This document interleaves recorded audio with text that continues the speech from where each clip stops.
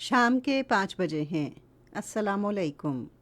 یہ ریڈیو پاکستان ہے۔ مدثرہ اطہر سے خبریں سنیے۔ اہم خبروں کا خلاصہ۔ وزیر اعظم نے کہا ہے کہ حکومت ملک کے تمام شہریوں کو ترقی کے یکساں مواقع فراہم کرنے کے لیے پرعزم ہے۔ الیکشن کمیشن نے ملک میں عام انتخابات کے انعقاد کے لیے 8 فروری 2024 کی تاریخ کا باضابطہ اعلان کیا ہے۔ متحدہ عرب امارات نے غزہ میں جنگ بندی کے لیے ٹھوس کوششیں کرنے پر زور دیا ہے۔ اور لکھنؤ میں ICC عالمی کرکٹ کپ میں نیدرلینڈز نے افغانستان کو جیت کے لیے 180 رنز کا ہدف دیا ہے۔ خبریں تفصیل سے۔ نگران وزیر اعظم انوار الحق کاکڑ نے کہا ہے کہ حکومت اقلیتوں سمیت ملک کے ہر شہری کو یکساں ترقی کے مواقع فراہم کرنے پر کام کر رہی ہے۔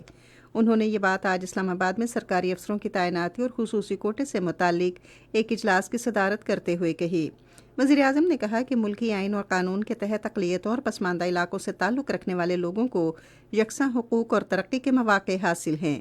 انوار الحق کاکڑ نے مقابلے کے امتحانات میں اقلیتوں کو شامل کرنے کی حوصلہ افزائی کرنے کی ہدایت کی اور اس سلسلے میں آگاہی مہم شروع کرنے پر بھی زور دیا۔ اطلاعات و نشریات کے نگران وزیر مرتضی سولنگی نے موسمیاتی تبدیلی کے چیلنج سے نمٹنے کے لیے مشترکہ معاشرتی سوچ اختیار کرنے پر زور دیا ہے۔ انہوں نے یہ بات آج اسلام آباد میں BTV نیوز میں موسمیاتی تبدیلی ڈیسک کی افتتاحی تقریب سے خطاب کرتے ہوئے کہی۔ مرتضی سولنگی نے کہا کہ کمیونٹی رہنماؤں، علماء کرام، سیاسی جماعتوں، معاشی ماہرین، فنکاروں، شعراء اور والدین سمیت تمام فریقوں کو اس مقصد میں شامل ہونا چاہیے۔ انہوں نے کہا کہ موسمیاتی تبدیلی کے چیلنج سے متعلق عوام میں آگاہی پیدا کرنے کے لیے نجی ذرائع ابلاغ کو شامل کرتے ہوئے اس کے وسیع تر نتائج حاصل کرنے کی غرض سے ریڈیو پاکستان کے انسانی وسائل کو بھی استعمال کیا جانا چاہیے۔ ملک میں عام انتخابات کا ذکر کرتے ہوئے انہوں نے کہا کہ کوئی بھی نگران حکومت کا پسندیدہ نہیں ہے، کیونکہ پاکستان کے عوام کو اپنے نمائندے منتخب کرنے کا حق حاصل ہے جو ملکی معاملات چلائیں گے۔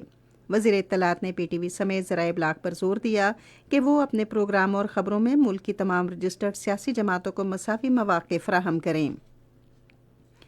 سینٹ میں قائد ایوان اسحاق ڈار نے ملک کی ترقی کے لیے آزادانہ، منصفانہ اور شفاف انتخابات کی اہمیت پر زور دیا ہے۔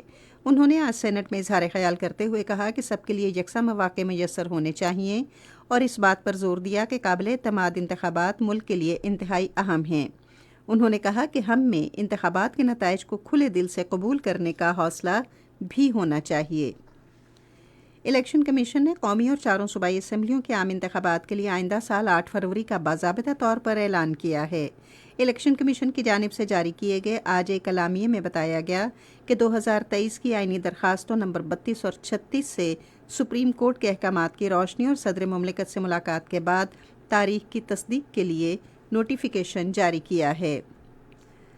سیاحت کے وزیر مملکت وسیع شاہ نے کہا ہے کہ نوجوانوں کے لیے روزگار کے مزید مواقع پیدا کرنا اور کاروبار پر مبنی ثقافت کو فروغ دینا نگران حکومت کی اولین ترجیحات میں شامل ہے۔ ایک نجی نیوز چینل سے گفتگو کرتے ہوئے انہوں نے کہا کہ نگران حکومت نوجوانوں کو بہتر زندگی فراہم کرنے کے لیے متعدد منصوبے متعارف کروا رہی ہے اور ہم اپنے نوجوانوں کی صلاحیت کو ملکی سماجی معیشت کے لیے استعمال کریں گے۔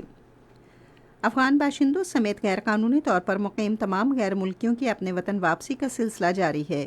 تفصیلات کے مطابق چمن اور تورخم کی سرحد سے روزانہ ہزاروں افغان باشندے اپنے ملک واپس جا رہے ہیں۔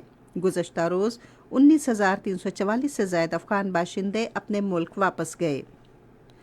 متحدہ عرب امارات نے غزہ میں اسرائیل کی جانب سے جنگ کے نتیجے میں خطے میں شدید بحران کے خطرے سے خبردار کیا ہے اور جنگ بندی کے لیے انتھک کوششیں کرنے کی ضرورت پر زور دیا ہے۔ متحدہ عرب امارات کے امور خارجہ کے وزیر مملکت نورا القابی نے ابوظہبی میں ایک پالیسی کانفرنس سے خطاب میں کہا کہ شہریوں کے تحفظ کے لیے ہر ممکن کوشش کی جائے اور یہ تنازع فوری طور پر ختم ہونا چاہیے۔ کرکٹ۔ لکھنؤ میں ICC عالمی کپ میں نیدرلینڈز نے افغانستان کو جیتنے کے لیے 180 رنز کا ہدف دیا ہے۔ اسی کے ساتھ خبریں ختم ہوئیں۔ مزید خبروں اور تجزیوں کے لیے ہماری ویب سائٹ ہے radio.gov.pk اور فیس بک کے link radio Pakistan news official پر براہ راست ویڈیو سٹریمنگ بھی ملاحظہ کیجیے۔